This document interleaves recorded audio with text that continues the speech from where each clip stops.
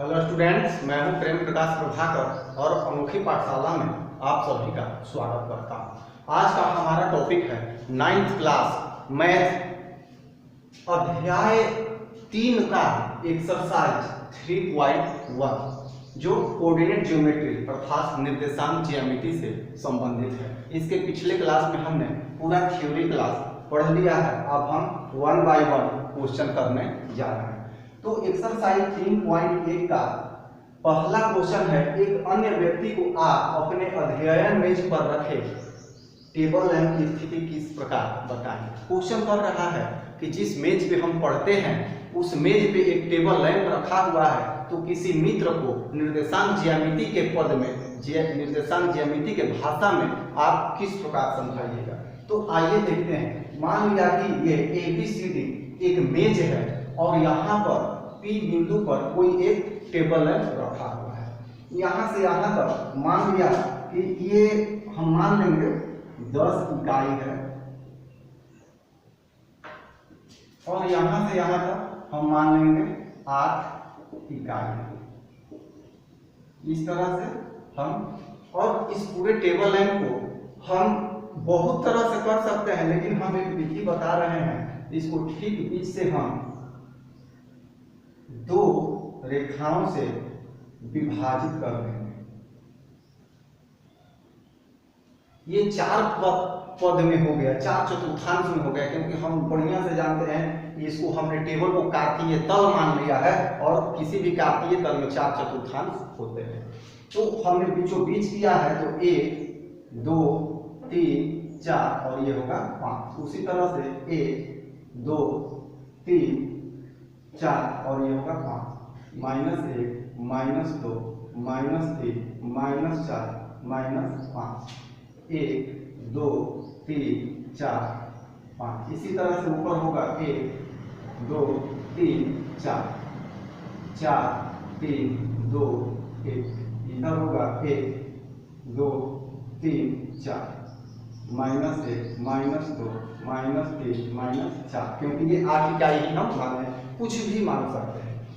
अब हम देखते हैं कि ये हमारा P है, तो P यहाँ पे है, हम रखे हुए हैं P को, इसको बताना है। तो इधर से हम ऐसे करेंगे और इसको भी जैसे ऊपर से परपेंडिकुलर लंब गिराया जाता है तो लंब गिराएंगे। तो हम देखते हैं कि P 2 पर आ रहा है ऊर्ध्वाधर नीचे की ओर, और क्षैतिज जब देख रहे हैं तो 3 पे आ रहा है। इसका मतलब है कि P का निर्देशांक हम जानते हैं कि ये y होता है, ये x होता है, ये x ऋणात्मक होता है, ये y ऋणात्मक होता है। तो x का निर्देशांक P का निर्देशांक पहले x बाद में y, किसी का भी निर्देशांक पहले x बाद में y, ये हमने थ्योरी क्लास में समझ लिया है। अगर दिक्कत है तो इसके पीछे वाला वीडियो आप देखिए, स्पष्ट हो जाएगा। अब हम देखते हैं कि x बराबर, ये x है अर्थात भुज है, भुज बराबर 2, x पर कितना है 2 और y कोटि कितना गया है 3।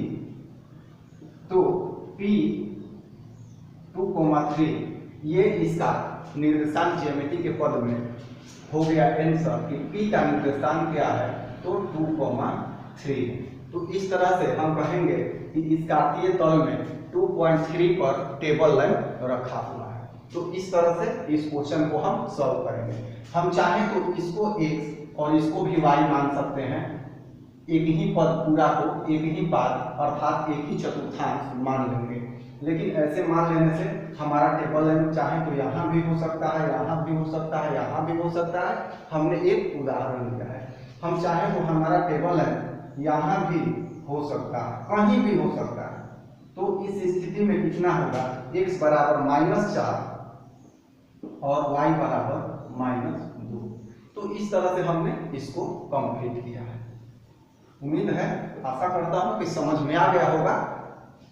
आइडिया बेसिस एक्सरसाइज का दूसरा क्वेश्चन देखते हैं। दूसरा क्वेश्चन बहुत ही ज्यादा लंबा है, तो लिखने में समस्या होगी, इसको हम समझ लेते हैं। क्वेश्चन कह रहा है कि एक शहर में 2 मुख्य मार्ग हैं, एक उत्तर दक्षिण दिशा की ओर और एक पश्चिम से पूरब दिशा की।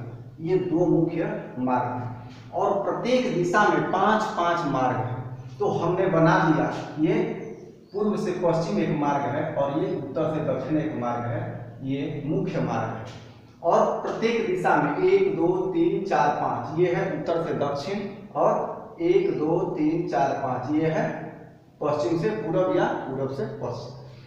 अब क्वेश्चन नीचे दे रहा है, दो क्वेश्चन है, कह रहा है क्वेश्चन नंबर 1 कि कितनी क्रॉस स्ट्रीट को 4-3 माना जा सकता है। 4,3 कितनी क्रॉस स्ट्रीट। क्रॉस स्ट्रीट का मतलब होता है चौराहा, जहां रोड एक दूसरे को क्रॉस करते हैं, सड़क एक दूसरे को क्रॉस करती है, वहां चौराहा उसे बोला जाता है।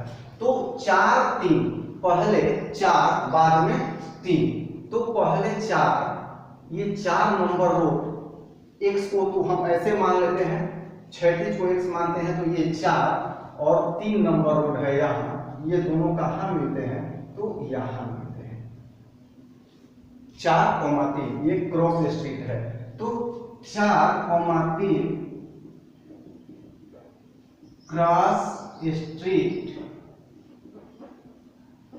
एक ही है, एक ही है। क्यों एक ही है, तो आइए देखते हैं, आप खोज लीजिए, इसमें कोई भी 4,3 नहीं मिलेगा, 3,4 मिल जाएगा। जैसे ये है यहाँ पे ये, तो ये 3,4 होगा। 4,3 यूनिक होगा, अद्वितीय होगा, एक ही होगा, क्योंकि प्रत्येक बिंदु कार्तीय तल में अद्वितीय होते हैं। तो यहाँ जितने भी क्रॉस बिंदु हैं ये सभी अपने आप में यूनिक होंगे, अब दूसरे उस नाम का नहीं होगा। दूसरा क्वेश्चन कह रहा है कि 3-4 आ ही गया, 3-4 क्रॉस स्ट्रीट कितने होंगे, तो हम खोजते हैं ये 3-4 का मतलब एक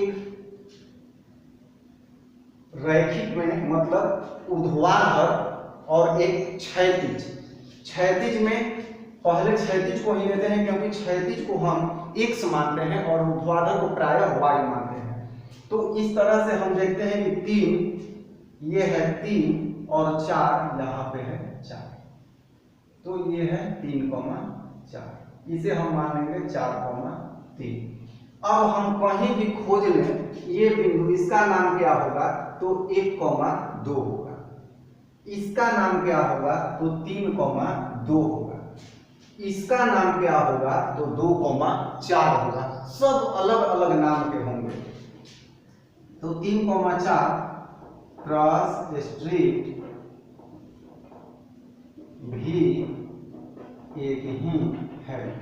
कह रहा है कि निष्कर्ष क्या इसका हो सकता है, तो निष्कर्ष यही हो सकता है कि जितने भी क्रॉस स्ट्रीट हैं अपने आप में अद्वितीय हैं, अर्थात एक नाम का 2 स्ट्रीट नहीं है, क्योंकि 3-4 और 4-3 दोनों 2 नाम हैं, एक नहीं है। तो इस तरह से जितने भी क्रॉस स्ट्रीट हैं, जितने भी यहाँ पे चौराहा है, सभी का मान, सभी का नाम अलग अलग होगा, एक नहीं हो सकता है।